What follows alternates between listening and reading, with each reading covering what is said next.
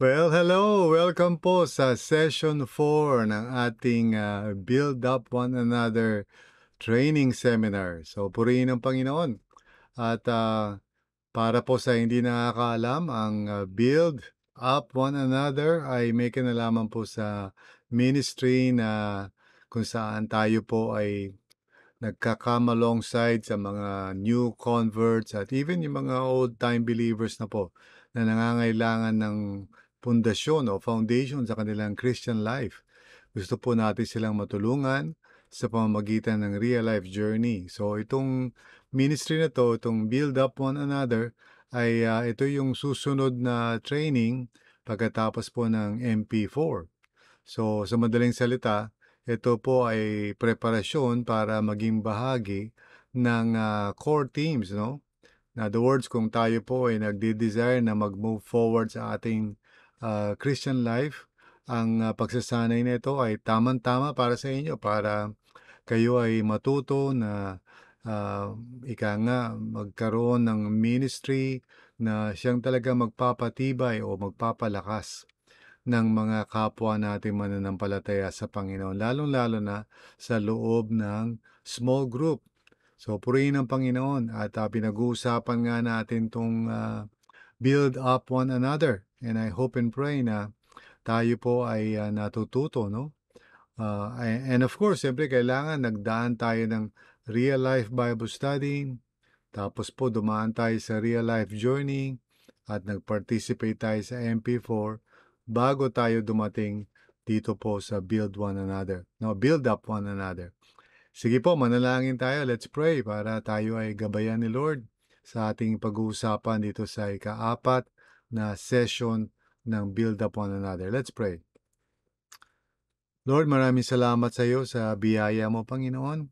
At muli makakapag-aral kami at matututo kami kung paano mag-come alongside o paano tulungan ang mga kapatiran namin, lalong-lalo na mga bagong mananampalataya, pati na rin ang mga dati ng mananampalataya, upang sa ganon ang lahat ay lumago, matuto, Panginoon, na maging faithful at fruitful sa iyo, upang sa ganon ayon sa layunin mo, Panginoon, ay makakamtan namin ang tunay na buhay kay Kristo gaya ng pangako mo sa amin. Sama-sama, tulong-tulong, Panginoon. So muli, gabayan mo kami, Lord God, by your Holy Spirit. At tulungan mo ako, Lord, bigyan mo ako ng strength, bigyan mo ako ng wisdom, upang sa ganoon ay maituro ko, Lord God, ang session na ito. Maraming salamat, Panginoon. Thanks be to God. Purihin ang Panginoon sa pangalan ni Jesus. At lahat ay magsabi ng Amen. Yan, Amen. Purihin ang Panginoon. So tayo ay dadako ngayon dito sa ating training at muli, build up one another ang pamagat po ng training natin. Baka nalilito na kayo. So ito po yung pamagat ng training natin. At ito po ang motto natin dito sa training module na to, no? Para wag natin makalimutan. We must build up one another to experience real life in Christ together. So saan galing yan? Sa ating mission statement po, mga kapatid. Tayo po sa RLCC, we have one mission. Kahit na saan lugar pa yung mga communities natin, we have one mission po. And that is to help people experience real life in Christ together with others. Kaya sentro po itong build up one another dahil ito talaga yung pinaka-puso, no? Kung saan nais natin pagkatapos makakilala sa Panginoon ang mga tao sa pamagitan ng Real Life Bible Study, tapos Freedom Day, tapos gino-join natin sila sa community o sa small group. Anong gagawin natin pag nandun na sila sa loob? I-build up po natin sila. Diyan pumapasok itong ministry of build up one another. Napakahalaga. Kaya yung salitang build po ay isang acrostic at para wag natin makalimutan, 5 steps po yan na ginagamit natin yung letrang B-U-I-L-D. No? So ang B po ay begin mentoring new converts or believers. So pati believers po na matagal na kasali dito. Tapos letter U, understand their learning style or preference. Gusto natin makilala sila, maunawaan ano ba mag-work sa kanila in terms of learning. Tapos instruct them using the real life journey na siyang napag-usapan natin a session before dito para matuto sila at lumago sila Ngayon, ikaapat na siya pag-uusapan natin ngayon, love them unconditionally but firmly. Pero wag natin kalilimutan, mayroon pang huling session, develop them into ministry workers. So talagang layunin po natin sa real life journey para yung mga tinuturuan natin maging mga ministry workers po. Purihin ang Panginoon. So, ating pag-usapan ngayon ito. Love them unconditionally but firmly. Tingnan natin ang isang talata sa Bible na nagbibigay ng liwanag o nagpapaliwanag sa atin ng kahalagahan nito, no? So, ibigin natin ang mga kapatiran natin ng unconditionally but firmly. Okay, basahin natin ang 1 Thessalonians chapter 1, simula muna sa verses 1 to 3. Sabi ganyan ni Apostle Paul, "You know, brothers and sisters, that our visit to you was not without results." So, ano ibig sabihin ni Pablo? Ibig sabihin, uh, bagamat tayo ay nagsusumikap at lahat, siyempre gusto natin magkaroon ng resulta yung ating ginagawa. Pero alam natin, it is only by grace, di ba? By grace through faith. Nevertheless, no, magandang pangitain yun at patunay na tama yung ginagawa natin. Kaya sa pag-build up one another natin, I hope and pray na yung ating ministry na ito ay nagre-resulta sa mga faithful at fruitful disciples of Jesus. Tandaan nyo yung goal ng real life journey. Ngayon, sabi sa verse 2, we had previously suffered and been treated outrageously in Philippi, as you know. But with the help of our God, we dared to tell you His gospel in the face of strong opposition. So sa ministry natin, hindi naman madali yan. Laging merong mga hadlang o may mga, mga bagay na maaaring pipigil sa atin, pero tuloy-tuloy lang tayo. For the appeal we make does not spring from error or impure motives, nor are we trying to trick you. So napakahalaga po ng sinseridad, no? Sa puso natin habang ginagawa natin ang ministry nito. Kailangan maging totoo tayo sa harapan ng Diyos at ganoon din naman sa kapwa natin. Ngayon, tingnan natin yung verses 4 and 5. On the contrary, we speak as those approved by God to be entrusted with the gospel. So, nandun yung responsibility natin na sa ating ministry ay talagang ginagawa natin to ayon sa biyaya ng Diyos at para sa ikaluluwalhati ng kanyang pangalan. We are not trying to please people but God who tests our hearts. So, alam ni Lord yung puso natin, kaya gawin natin to ng mabuti. You know, we never use flattery, nor did we put on a mask to cover up greed. God is our witness. So si Paul, malakas ang loob niya na sabihin na alam ni Lord ang puso namin.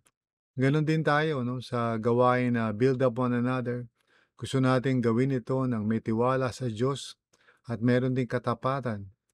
At itong nais natin, Kaya ini-encourage natin ang lahat na mag-progress sa kanilang faith hanggang sa mapabilang sila sa MP4. At kapag kayo nakaranas na ng MP4, itong build up one another, ito na yung inyong step toward maturity in the Lord, kung saan kayo ay magbubunga na in terms of really helping others to know the Lord. Sabi sa verses 6 and 7, same chapter sa 1 Thessalonians, chapter 1, sabi niya, we were not looking for praise from people, not from you or anyone else, even though as apostles of Christ, we could have asserted our authority. So, pansinin niyo yun, Ang authority na binibigay ni Lord sa atin para gawin ang anumang ministry natin ay hindi authority para mag-lord over tayo o abusuhin natin ang kapwa. We do so bilang mga servants of God. Sabi niya, instead, we were like young children among you. Ibig sabihin si Paul was gentle and kind. Ganyan ang ministry natin. Ganyan tayo nagsuserve with kindness and gentleness and humility. No? Tapos sabi ganyan sa susunod na verses 8 and 9. Just as a nursing mother cares for her children, so we cared for you. No? Because we loved you so much, we were delighted to share with you not only the gospel of God, but our lives as well. So, yung pagmamahal natin dapat katulad ng magulang, katulad ng nanay, unconditional love ang dapat pinapakita natin. Sabi nga sa verse 9, "Surely you remember, brothers and sisters, our toil and hardships. We work night and day in order not to be a burden to anyone while we preach the gospel of God to you." So si Apostle Paul by his example pinapakita niya para sa atin ngayon kung paano tayo naglilingkod. It is not about ourselves, hindi para sumikat tayo, hindi para, masabi na magagaling tayo. We serve the Lord out of humility and kindness and gentleness and most of all, love. No?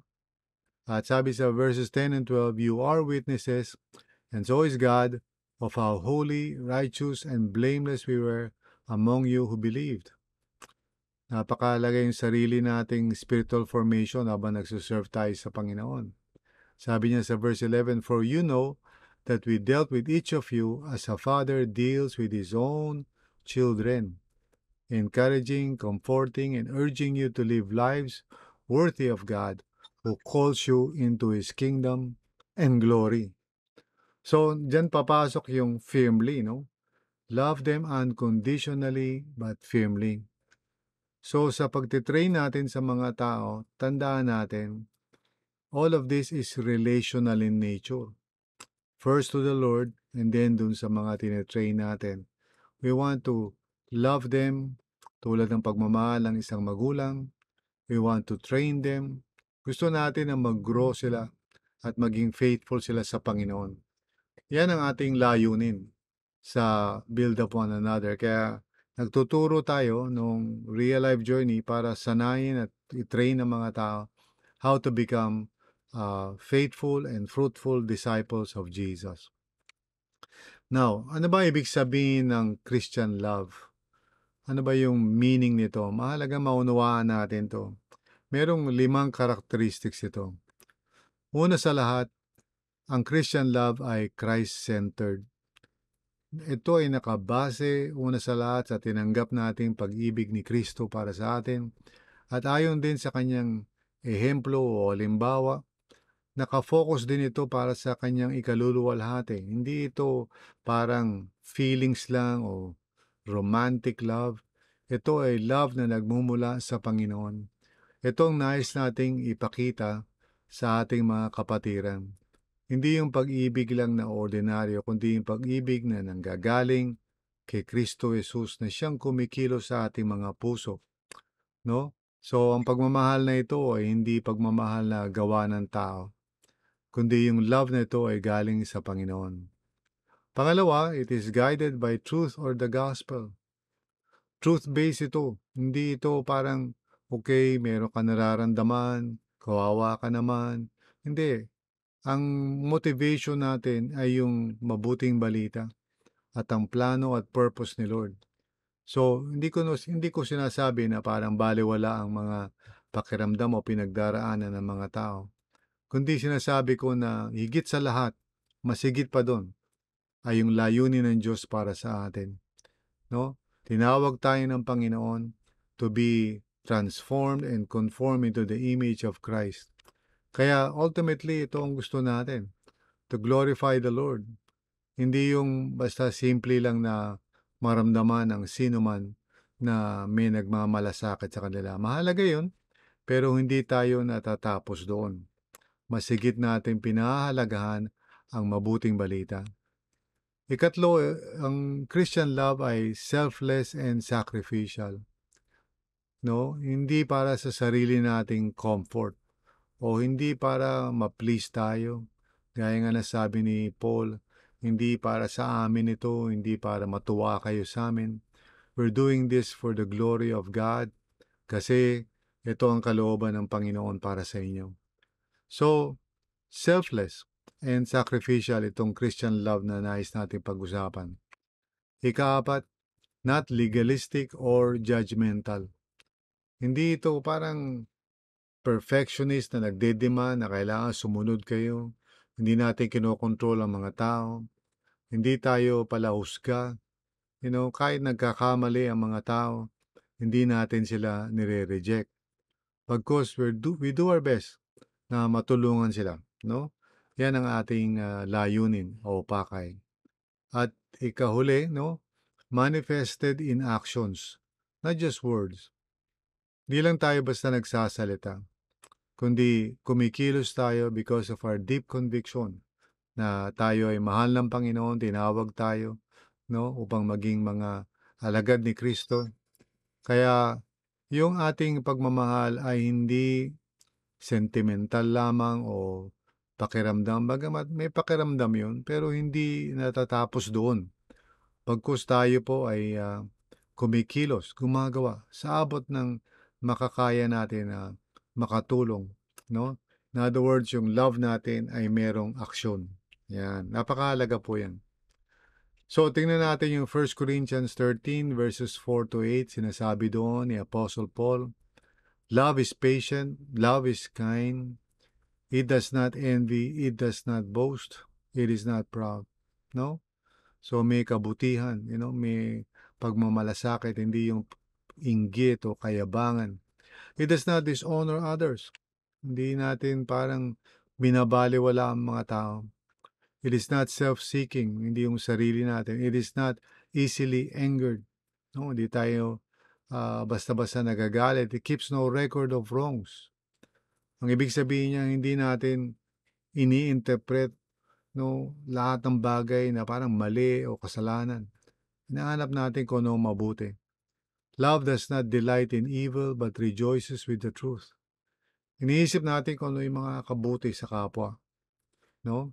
Tapos, it always protects, always trusts, always hopes, always perseveres.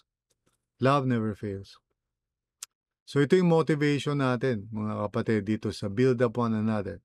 Kaya ito yung ika-4 na step, love them unconditionally but firmly. Napakahalaga po niyan sa ministry na to.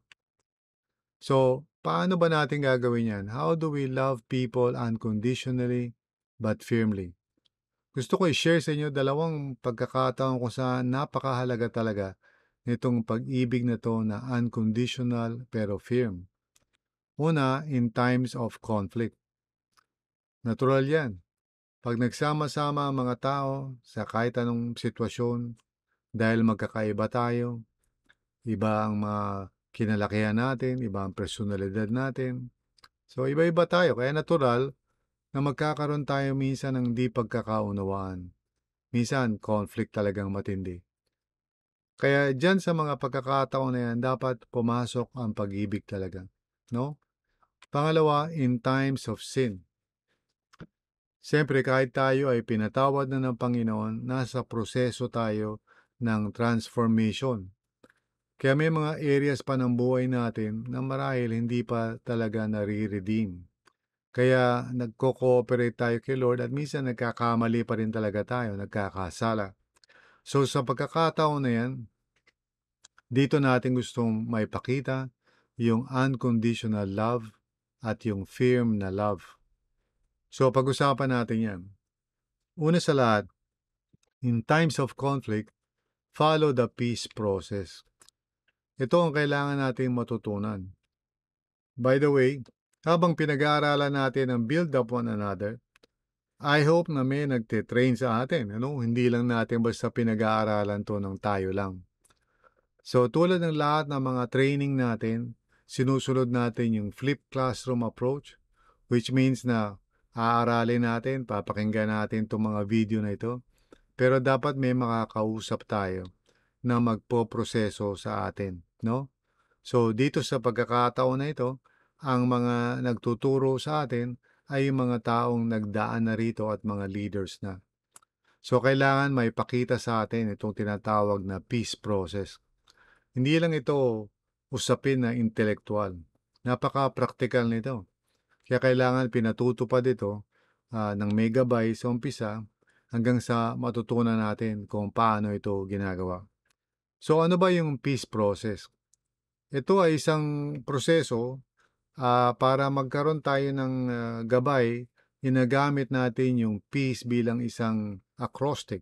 Okay? P-E-A-C-E. Ito ay isang agenda ng pag-uusap. Kung ang dalawang tao ay may conflict o kaya nire-resolve natin yung conflict, no? Merong dalawang taong hindi nagkakasundo at nandun tayo para mamagitan. Sinusunod natin yung peace process. So paano ba ito? Una sa lahat, kapag may ganitong conflict, ang dapat pag-usapan ay yung problem behavior. Siyempre, sisiguraduhin natin na handa tayong makipag-usap at siyempre, bababara natin ang panalangin yan. Pero pag ready na tayo mag-usap, ang unang-unang pinag-uusapan ay yung problem behavior. In other words, ano ba yung nagawa nung sino man na siyang naka-offend sa atin?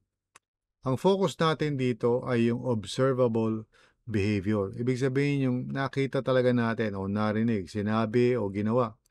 Hindi yung mga hidden motivations. Ibig sabihin, hindi tayo dapat nag-uusga ng maaring dahilan kung bakit nagawa o nasabi ang isang bagay. Ang binibigyan lang natin ng atensyon ngayon dito sa problem behavior kung ano yung narinig natin o nakita na siyang naka-hurt sa atin. So yun muna ang pinag-uusapan. At siyempre, kung sino man yung na-hurt, siya muna yung magsasalita tungkol dito para malaman ng kung sino man na ito yung punot dulo ng lahat. Ngayon, kapag natapos na tayo dyan, napag-usapan na natin at naunawaan na natin kung ano yung problem behavior, ang susunod na dapat pag-usapan ay yung emotions involved. Ano naman ito? Siyempre, yung taong nasaktan o na-offend, meron siyang mga naramdaman. At gusto natin bigyan ng pansin itong mga damdamin na ito. Gusto natin respetuhin at yung tao na nasaktan gusto natin pakinggan. So kung meron mang nararamdaman ng isang tao, kaya siya na-offend, hayaan natin na express niya to freely nang walang nagja-judge o pumipigil sa kanya. Ganito ang peace process. Ngayon, pag nasabi na kung ano nga ba talaga yung naramdaman nang hindi tayo parang nagiging defensive tungkol dito, dadating tayo doon sa letter A. Yan ay assessment of motives. So sa stage 3, assessment of motives, lilipat na ngayon tayo dun sa tao na inaakusahan natin na gumawa ng mali. Kinakailangan na ipaliwanag niya kung ano ang kanyang motibo. Bakit niya ba sinabi yun? O bakit niya ba ginawa yun? Tulad din ng pakikinig natin dun sa taong na-offend, dapat yung naka-offend pakinggan din. Dapat alamin din kung saan ba siya nanggaling. Ito ay hindi para ipagtanggol o i-justify yung kanyang pagkakamali, kundi para bigyan lamang ng context para maunawaan. Ang layunin talaga ay maramdaman ng taong na-offend na naiintindihan natin siya. But at the same time, gusto rin natin malaman niya kung ano man yung maaaring nag-udyok sa atin, tama man o mali, doon sa mga bagay na yun. And then, kapag nagawa na natin yan, dadako tayo sa letter C, confession and forgiveness. Yung taong nagkamali ay dapat magkaroon ng kababaan ng loob na humingi ng patawad. At yung tao naman na na-offend, dapat maging handa rin na magpatawad. Ito'y may kinalaman sa pangako. Kapag tayo ay nagpapatawad, ibig sabihin, nangangako tayo na hindi na natin gagamitin ito laban doon sa taong nagkasala sa atin. Pero, siyempre, una sa lahat, kailangan maunawaan natin na kapag tayo ay nagfo-forgive, merong nagawa na mali. Kaya yung tao kailangan humingi muna ng patawad. May mga pagkakataon minsan hindi natin magagawa itong peace process kasi hindi tayo maka-move forward. Yung tao na na-offend, eventually, kailangan matutunan niya na magpatawad by faith kahit hindi pa humingi ng patawad yung tao. Pero mas maganda kung umamin at humingi ng patawad yung taong nagkasala. Mas magandang peace process yun. Bagamat, again, kapag may mga sitwasyon na hindi mangyari ito, dapat yung taong nasaktan ay matutong mag-release ng kanyang hurt at offense sa Panginoon at ipagkakatiwala niya yung sitwasyon kay Lord, no? Na siya na ang bahala magtama ng bagay na yun. Ngayon, ang panghuli ay encouragement for the future. Kung na proseso ng mabuti ito, Ibig sabihin, darating tayo sa punto na pagkakasunduan na natin, ano ba yung mabuting gawin para maiwasan na yung conflict na ganito? Ano ba ang maipapangako natin sa isa't isa para sa ganun hindi na magkaroon muli ng awayan? So yan po ang peace process. Nagtatapos sa kapayapaan. Nagkakaroon ng pagkakaunawaan at nagkakasundo na wag nang ulitin yung kasalanan. Bagamat hindi naman tayo perpekto at siyempre maaaring magkamali pa tayo ulit. No? So ito yung dapat matutunan natin kapag tayo ay nagpapatupad ng build up one another ministry. Minsan dumarating yung conflict, maaaring tayo mismo ang involved, kaya kailangan dumaan tayo sa peace process o kaya yung tinutulungan natin, siya mismo yung na-involve sa conflict at kailangan gabayan natin siya kung paano magkakaroon ng peace sa kanyang mga relationships. Ngayon, darating din ang pagkakataon na magkakaroon ng kasalanan kasi we are in process. Hindi pa naman tayo perfect bagamat pinatawad na tayo ng Panginoon at tayo inangat na sa panibagong estado sa harapan ng Diyos. Tayo ay blameless and holy. Pero sa pang-araw-araw, wino-workout pa natin yung salvation na yan ayon sa biyaya ng Diyos. Kaya minsan, nagkakasala pa rin tayo, nagkakamali. Nagaya ni sinabi ko, gusto natin mahalin ang bawat isa ng unconditional. So, ibig sabihin kahit magkasala ang isang tao, hindi natin nire-reject yan. Ginagawa natin ang lahat para ma-restore sila sa Panginoon. Kaya meron tayong sinusunod na proseso na ang pangalan ay restore. Muli ito ay isang acrostic, no? So mas maraming letra to. R-E-S-T-O-R-E.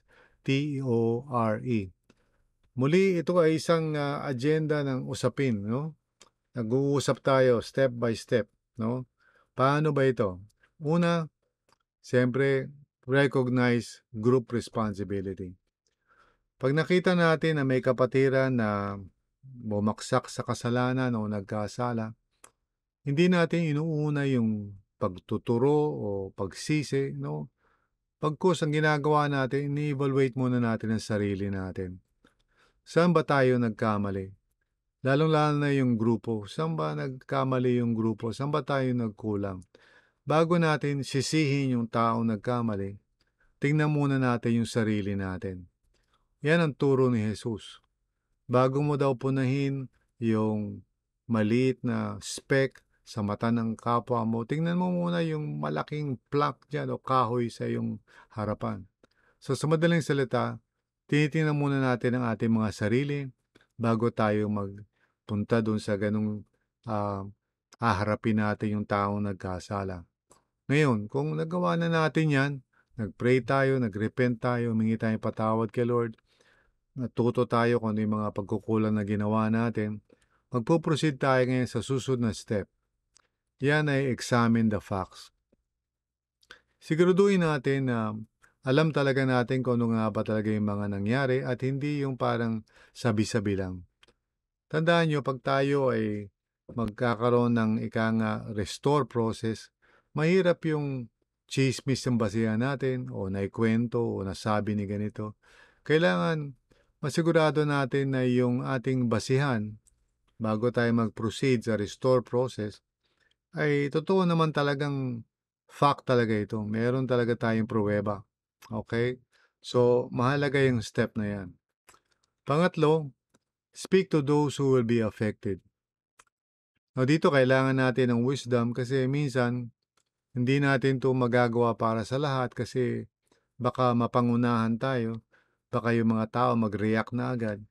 Pero kung sisigurado natin na yung mga taong kakausapin natin ay magko-cooperate sa proseso, mabuti. Pero kung makakasama o baka hindi makatulong, pag-isipan natin maigi. Pero usually ito yung step na maaari natin gawin lalong-lalo na sa small group kasi maapektuhan yung iba o may mga taong nagtiwala na maaaring masaktan. At usually, agad-agad natin ginagawa din naman yung susunod na step. Talk to the one who sinned.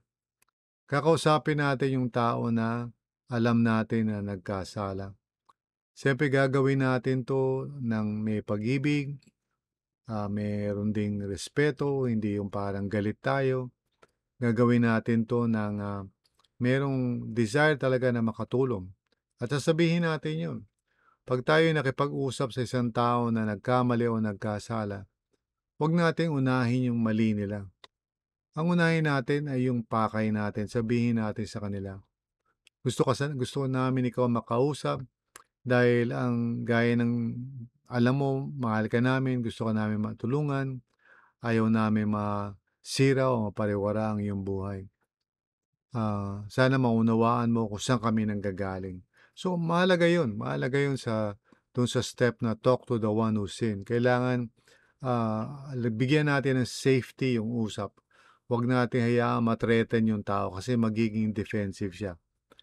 Ngayon, yung susunod na step, nakasalalay 'no, kung makaka-proceed tayo. At yung step na 'yan ay obtain confession and repentance. Ang confession, ibig sabihin niyan, sumasangayon yung tao dun sa kasalanan na kanyang nagawa. Inaamin niya. Hindi siya naninisi, hindi siya nagtatanggol, nagdedepensa ng sarili niya. Kundi hinaharap niya yung pagkakamali at yung katotohanan. At meron siyang repentance o pagsisisi. Dito natin malalaman kung tutuloy ba yung proseso o matitigil tayo rito. Dahil kapag hindi ito nakamtan, marahil humantong ito sa mas mabigat pa na proseso, 'no? At, siyempre yung mga leaders na nakakataas sa'tin ang magdedesisyon patungkol doon. Gano'n nais nating gawin ang lahat para magkaroon ng tunay na pagsisisi, 'no? Tapos yung letter R, require, ah, reconciliation and or restitution. Ano ba 'yan? Yung reconciliation siyempre, babalikan natin yung mga taong naapektuhan at kailangan humingi ng patawad yung taong nagkasala. Kailangan marinig niya kung ano yung naramdaman nila at makita niya na yung nagawa niya ay nakasakit sa kanila. Pag sinabi nating restitution, ang ibig sabihin natin kung merong kinakailangan bayaran o ibalik o anuman bilang palatandaan ng tunay na pagsisisi. At panghuli, equip toward complete restoration. So, babalik tayo minsan sa umpisa, baka kailangan ulitin natin yung real life journey, no? Kung saan man nagkamali o saan man hindi na nagagawa o natutunan, ano? Baka yung habits mali o ano man. Ngayon, ang goal natin ay complete restoration. Ibig sabihin, hindi yung dadaan siya sa proseso ng restore pero parang di na siya makakabalik muli, no? Kasi parang meron na siyang branded na siya, no? May stigma na siya. Ayaw natin yan, di kalooban ng Panginoon yan. Pag tinignan natin sa Bible, yung mga tao nagkasala, sila Abraham, si Moses, si David, sino pa ba? Iba-iba, no? Kahit na si Pablo, ganyan. O si Peter, di ba? Lahat sila ni-restore ng Panginoon. Hindi sila pinarusahan kasi binayaran na ni Kristo ang mga kasalanan natin. Kaya ang pakay natin sa restore ay restore. Ginagawa natin to sa pamamagitan ng 3-month cycle. No? Ibig sabihin, kada 3 buwan, dapat i-assess natin kung naibalik na ba o tama na ba yung pagkaunawa ng taong ito at handa na ba siya sumunod sa Panginoon. Kung hindi, another 3 months na naman. So 3 months po ang natin para merong accountability yung proseso at hindi magtutuloy-tuloy habang buhay. So every 3 months kailangan may report tayo sa mga leaders na nakakataas sa atin para sabihin sa kanila, mukhang hindi pa ready, bigyan nyo pa ng 3 months. O kaya nakita ko na yung tunay na pagbabago, panahon na para i-restore siya. And yung pagre-restore sa kanya, tulad din ng ginawa natin sa umpisa, isasama rin natin yung mga tao na nakasakit o rather nasaktan at ibabalita natin sa kanila yung taus-pusong pagsisisi ng tao. At hihingin din natin yung kanilang masasabi patungkol dito. Nawa mapapatawad nila ng lubusan yung tao at tatanggapin nila ng lubusan yung tao.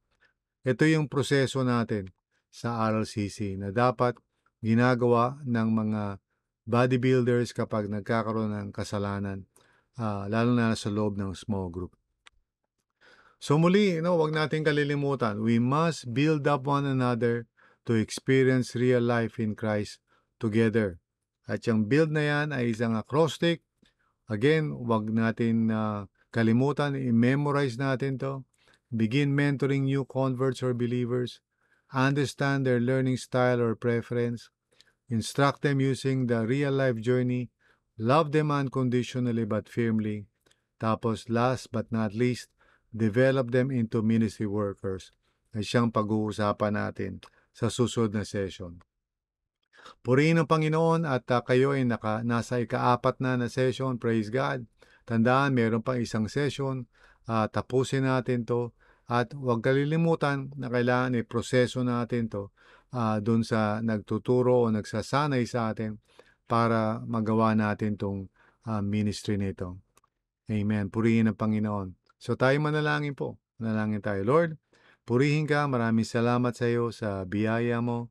Thank you, Lord, at tinulungan mo kami sa pag-aaral na to. Dalangin po namin na hindi lang pag-aralan to sa isip, kundi talagang ipatupad sa gawa. Salamat o Panginoon sa iyong biyaya at matutupad namin to. Sa pangalan ni Jesus. Amen at Amen. So, purihin ang Panginoon. Thank you po sa inyong lahat sa pakikinig dito sa pagtuturo na ito. God bless at huwag kayong mawawala sa panghuli nating session.